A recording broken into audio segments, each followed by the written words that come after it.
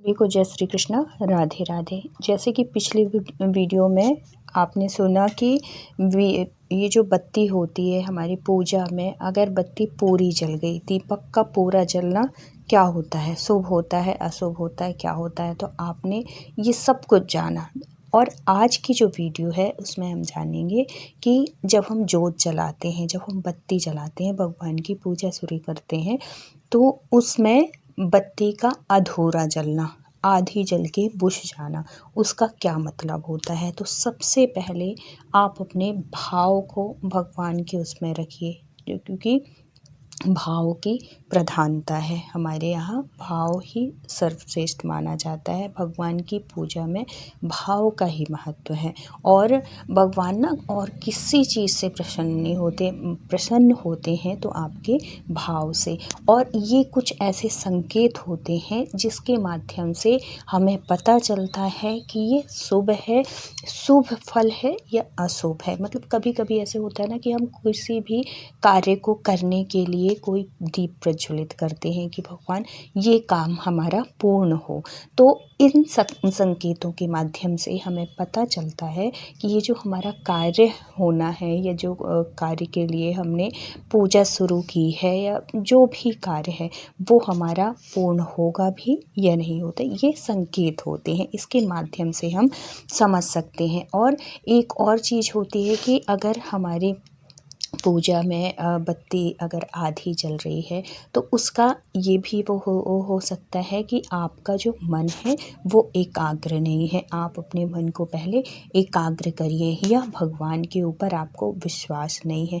भगवान की कभी भी ना कोई भी कार्य करिए, कोई पूजा करिए, पाठ करिए, उसमें भगवान के ऊपर पूर्ण विश्वास के साथ करिए। इसमें डाउट वाली बात नहीं कि नहीं क्या पता होगा, क्या पता नहीं होगा, ऐसे नहीं। जब आप विश्वास करते हैं, जब अपने आप इष्ट को आप पूजते हैं, तो उन पर पूरा विश्वास रखिए और अपने कर्मों पर।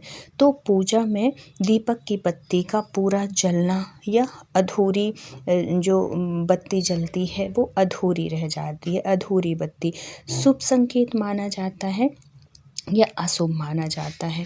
तो जो पूजा में किसी त्रुटि या एकाग्रता की कमी को दर्शाता है, जबकि पूरी बाती का जलना भगवान की प्रसन्नता और पूजा की सफलता का प्रतीक होता है। अगर हमारी बत्ती पूरी जल गई, मतलब आपसे भगवान बहुत संतुष्ट हैं और है, तो आप जिस कार्य के लिए आपने बत्ती जलाया है, दीपक जलाया है, वो कार्य आपका निर्विघ्न पूर्ण होगा, ये उसका संकेत होता है।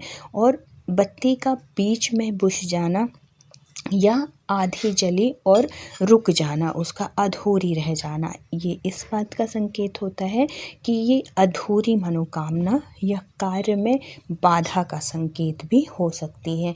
तो ऐसे उससे हम ये समझ सकते हैं कि जो हम कार्य कर रहे हैं वो पूर्ण होगा या नहीं होगा।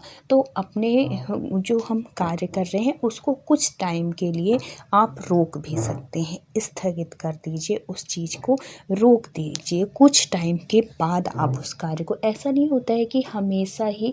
और एक बात, इस बात का भी ध्यान रखिए कि ये अगर एक आध बार हुआ तो इसका मतलब ये होता है कि चलो भाई हवा चल रही है, या कि आपने घी पर्याप्त नहीं डाले, या कि तेल पर्याप्त नहीं डाला, इस वजह से भी हो रहे। कोई भी कार्य तब मानिए जब ये लगातार ये चीज़ें हो रही हैं।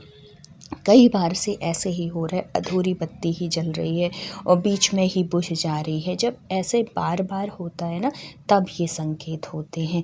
और वो जो बची हुई बत्ती होती है, तो कभी कभी बहुत से लोगों को आपने देखा होगा, या आपने भी कई बार ऐसा हो सकता है किया हो या करते हो, कि जब हमारी बत्ती जल जाती है ना, तो वो जो बची हुई बत्ती है उसको हम दोबारा उपयोग करते हैं, उसको फिर से प्रज्वलित कर देते हैं। ऐसा नहीं करना चाहिए। उस बत्ती अगर जो रुक गई है, उसी टाइम आप भगवान से क्षमा याचना करिए, उनसे माफ़ी मांगे कि भगवान हमसे जो भी त्रुटि हुई है, जो भी गलती हुई है, जो भी है, आप उसको माफ़ करिए और उस बत्ती को आप अलग कर दीजिए। कभी भी बची हुई बत्ती को दोबारा नहीं जलाना चाहिए। इससे क्या होता है कि जो हमारे इष्ट हैं वो भगवान हैं वो नाराज़ भी हो सकते हैं, या कि ये शुभ संकेत नहीं होते हैं। उसी चीज़ को बची हुई बत्ती को दोबारा नहीं जलाना चाहिए। आपने मंदिरों में देखा होगा, कभी भी जो दीपक होते हैं उसी बत्ती को वो कभी प्रज्वलित नहीं करते हैं। पहले उसको साफ़ करेंगे, फिर नए तरीके से उसको फिर से अच्छे से साफ़ सफाई करके फिर जलाएंगे, फिर प्रज्वलित करेंगे। तो ऐसे ही आपको करना है। बची हुई बत्ती जो आपकी होती है ना, उसको आप बहते हुए जल में, या कि गमले में, या कि ऐसी जगह जहाँ किसी का पैर ना जाए, कुछ ना हो, इस तरीके से आप उसको, या फूल माला जहाँ आप इकट्ठे करके रखते हैं उसमें वो कर दीजिए। और फिर कहीं पे जाके फूल मालाओं को भी कभी भी ऐसे नहीं फेंकना चाहिए। कहीं ऐसी क्यारी हो, कोई ऐसे अच्छा वैसे धार्मिक पेड़ जैसे कि बरगद का, नीम का, कुछ ऐसे उसके नीचे गड्ढा बना के, मतलब मिट्टी होती है ना, मिट्टी को थोड़ी सा अलग कर दीजिए, उसी में फूल माला इकट्ठे कर दीजिए, और फिर ऊपर से फिर से मिट्टी उसमें वो कर दीजिए, जिसमें कि वो मिट्टी में ही गलता रहेगा या वो हो जाएगा। तो इस तरीके से किया करिए। और बची हुई बत्तियों को यहाँ वहाँ कभी नहीं फेंकना चाहिए, उनको इसी तरीके से विसर्जित किया जाता है। ऐसे ही करना चाहिए हमेशा, कभी भी उसको गलत प्रयोग नहीं करना चाहिए इससे, क्योंकि ये हमारे भगवान की पूजा की कोई भी चाहे वो बत्ती हो, चाहे वो फूल हो, चाहे उनकी मालाएं हो, कुछ भी हो, इस तरीके से नहीं फेंकना चाहिए। गलत तरीके से हमेशा उसका सम्मान करके क्योंकि हम भगवान की इतनी सेवा करते, इतनी पूजा, भगवान के ऊपर जो भी चढ़ा, भगवान को जो भी हम समर्पित किए वो भगवान की चीज़ हो जाती है। इसलिए इस बात का विशेष ध्यान रखना चाहिए।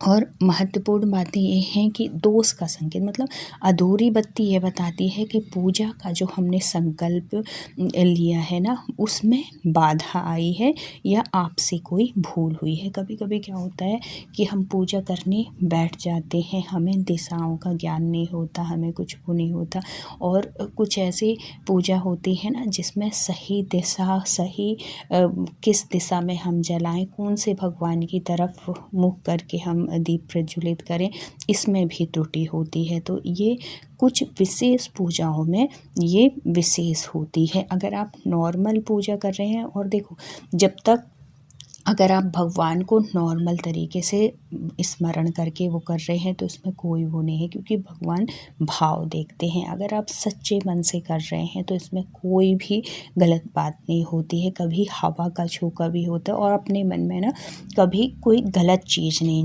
लाना चाहिए। मतलब ये नहीं होना चाहिए कि हाँ मेरा ऐसा होगा, गलत ही होगा, बुरा ही होगा, ऐसा कुछ नहीं है।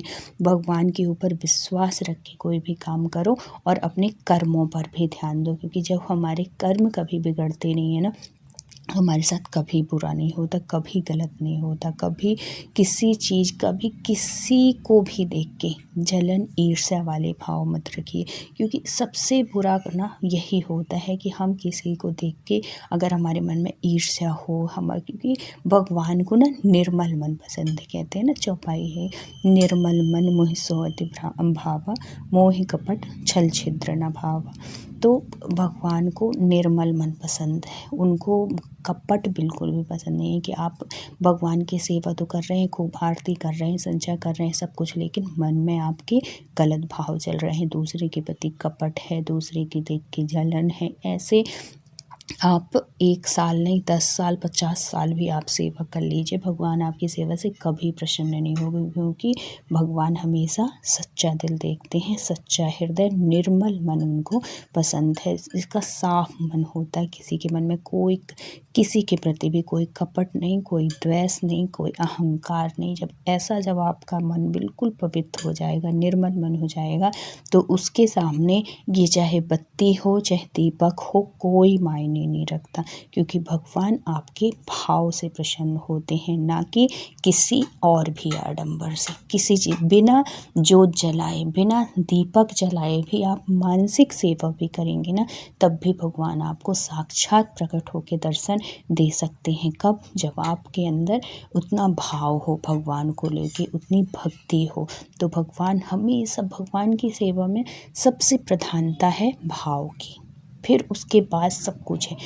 ऐसा भी नहीं है कि ये प्रधान नहीं है, इसका कोई मतलब नहीं, इसका भी मतलब है, लेकिन सबसे पहले भाव। और ये जो अगर हम कोई संकल्प के साथ कोई भी कार्य करते हैं तो उसमें अगर ऐसे निर्विघ्न आते हैं कि भगवान आज मैं हाथ में संकल्प लेके कोई कार्य हम शुरू करते हैं और उसमें अगर ऐसी त्रुटि हो रही है, दीपक बुझ जा रहा है, कुछ हो रहा है, तब आप ये संकेत जान सकते हैं।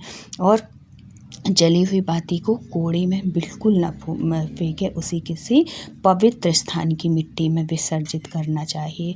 ये नहीं कि अगर चलो चल गई है तो हम यहाँ डली है, वहाँ डली है, कचड़े में जा रही, झाड़ू में जा रही, ऐसा बिल्कुल भी अपराध मत करिएगा। और अब सुझाव यही है कि दीपक में अगर कभी कभी ना हवा की झोंके से भी होता है तो दीपक में पर्याप्त घी तेल का उपयोग करें, ताकि वह पूजा के दौरान बुझे नहीं। ये भी कारण होता है, तो इसलिए अपने मन में किसी भी तरीके का कोई डाउट न करिए।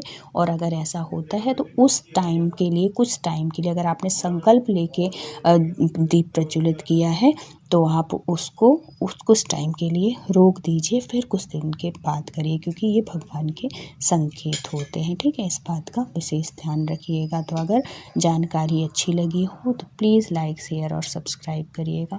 फिर मिलते हैं किसी धार्मिक सत्य घटना, अच्छी जानकारी के साथ। तब तक के लिए राधे राधे।